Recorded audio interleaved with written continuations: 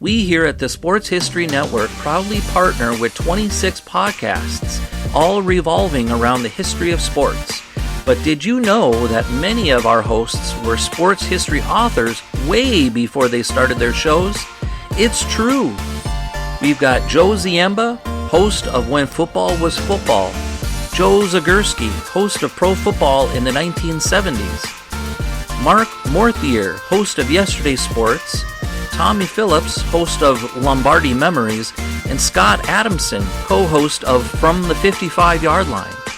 All these authors have many books for you to choose from. To check them out, go to our website at sportshistorynetwork.com/sportshistorybooks. Pick up your copy today. Soundtrack provided by Kevin MacLeod of filmmusic.io. This podcast is part of the Sports History Network, your headquarters for the yesteryear of your favorite sport. You can learn more at sportshistorynetwork.com. Hello, sports fans, and welcome to another edition of Yesterday's Sports on the Sports History Network. Today we're going to discuss the career of former American Football League star and former professional wrestler, Ernie the Big Cat Ladd. The multi-talented Ladd excelled at football, wrestling, and basketball. Mention his name to any sports fan born in the 1960s or 1970s, and most folks would remember him as a pro wrestler. I was born in 1962, and that's how I remember him.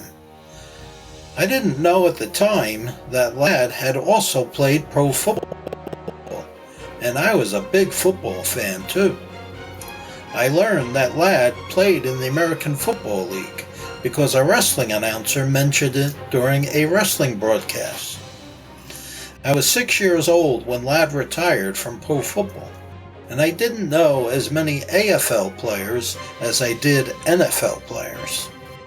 Being a football historian, even at that young age, I started looking through my football books and magazines to see if I could find anything about Ernie Ladd. I learned that Ladd not only played pro football, but he was one of the best defensive linemen in AFL history. He was also one of the biggest, standing 6'9" and weighing nearly 300 pounds. Ladd played for the San Diego Chargers from 1961 to 1965. He was named first team All-AFL 3 times and was a key player on the Chargers' 1963 AFL championship team. Those are legacy achievements, so to no surprise, Ladd is a member of the Chargers' 50th anniversary team, the Chargers Hall of Fame, and the Grambling State Hall of Fame, where he played college ball.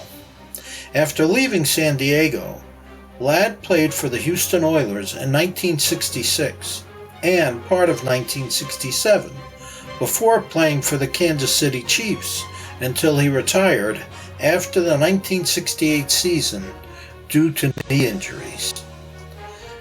Ladd spent the off-seasons wrestling during his entire football career, and he began wrestling full-time in 1969. Along the way, Ladd became one of pro wrestling's most hated heels. The Big Cat, who occasionally went by the nickname of the King, wore a crown into the ring. Due to his immense size, weighing 320 pounds as a wrestler, Ladd was often matched up against Andre the Giant, whom Ladd called Andre the Dummy. Not known for being politically correct, Ladd often referred to his rival, Wahoo McDaniel, who also played AFL football, as the Drunken Indian. These insults did not endear Ladd to many fans, but it was all part of his persona. Besides being a great football player, Ladd excelled in basketball and attended Grambling State University on a basketball scholarship. Still, he had never wrestled as an amateur and was not known for possessing many wrestling moves.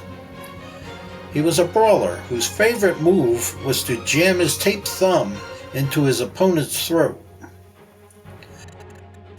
That said, he was good at his craft and inducted into the WCW Hall of Fame in 1994 and the WWF Hall of Fame 1 year later. Ladd was also known for doing some entertaining interviews with Vince McMahon. You can find some of them on YouTube. During his wrestling career, Ladd worked as a behind-the-scenes booker for promoter Bill Watts in the Mid-South Territory. After retiring in 1986, Ladd worked as a color commentator for a while, and he opened a restaurant in New Orleans named Ernie Ladd's Throwdown Barbecue Restaurant. Unfortunately, the restaurant was destroyed by Hurricane Katrina in 2005.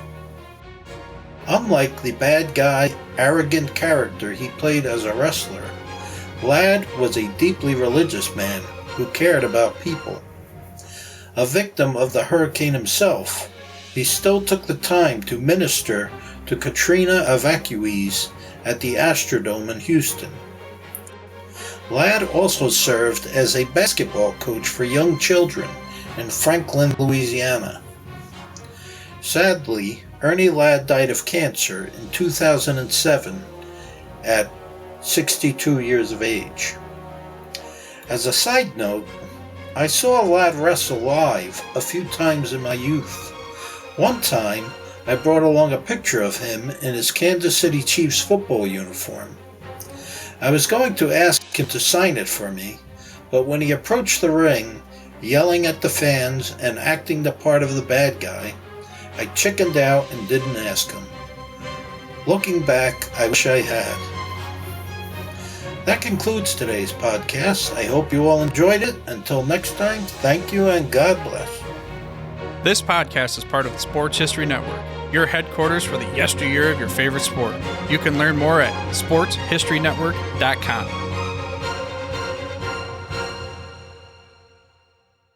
At the Sports History Network, we're all about sports yesteryear, and so we're so pleased to introduce you to Row One, an online memorabilia gallery and shop that brings your sports history to life anywhere. The Row One gallery includes over 5,200 gorgeously reproduced prints of team posters, game program covers, game tickets, advertisements, and more in baseball, pro and college football, pro and college basketball, and more. And any gallery item may be printed in a variety of sizes on wood, metal, canvas, acrylic, or poster paper. And in Row One shop, check out the thousands more of unique items with the retro and historical designs dating back to 1876, including t-shirts, long sleeve shirts, phone cases, mugs, blankets, pillows, towels, and even shower curtains.